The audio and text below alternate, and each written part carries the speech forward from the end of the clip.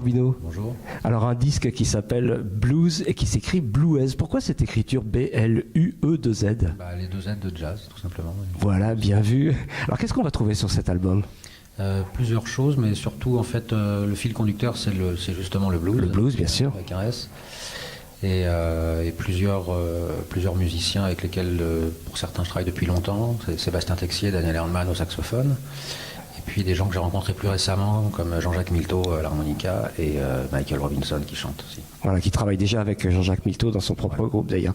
Alors, des compositions, des reprises? Essentiellement des compositions, à part un morceau, une reprise, St. John's Infirmary. Voilà. Comment est-ce que vous avez composé ce morceau? Dans quel état d'esprit vous avez fait ça? Oui. Ce disque, J'ai pardon. commencé par écrire d'abord pour Sébastien et Daniel, et puis en y rencontrant Jean-Jacques et Michael, j'ai eu envie d'écrire pour eux aussi.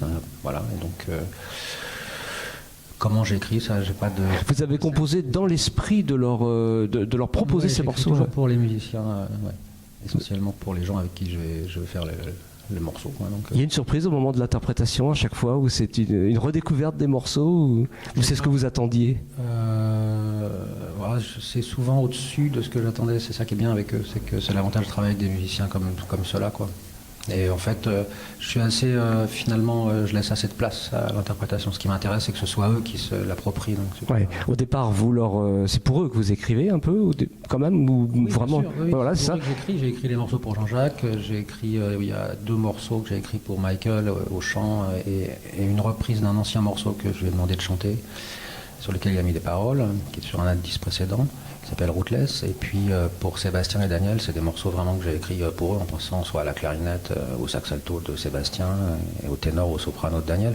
Après, ce qui m'intéresse, c'est qu'eux se l'approprient et là, je leur laisse. Ouais, comme vous disiez, voilà. Marge, sinon, ça serait pas. Ce qui est intéressant, c'est que justement, eux fassent ce qu'ils ont à faire, eux. Enfin, comment dire, ça peut pas être joué par d'autres. Voilà. Ouais, c'est ça qui m'intéresse. D'accord. La question, leur identité, quoi. La question, on aurait dû commencer par là, mais pourquoi le blues en fait? Parce que moi, j'ai commencé par le blues. Et que j'ai commencé par l'harmonica. Ce qui est assez amusant, c'est que quand j'avais 15 ans, j'écoutais Jean-Jacques. Ah, mais c'est vrai, on en a déjà parlé effectivement dans une autre interview, je m'en souviens. Donc le fait de travailler avec lui, alors que ça fait partie des gens qui m'ont donné envie de faire de la musique quand j'étais gamin. Et le blues, c'était la première musique que moi j'ai jouée sur scène avec un clavier et un harmonica. Donc c'est un retour aux sources un peu. Ouais, super. Je vais vous laisser le soin de rappeler ce titre, donc, avec la bonne orthographe, et puis le label sur lequel il est sorti. C'est Blues avec 2 Z, donc, et le label c'est Deridol Records, distribué par Socadisc. Merci beaucoup, Edouard. Et merci à vous.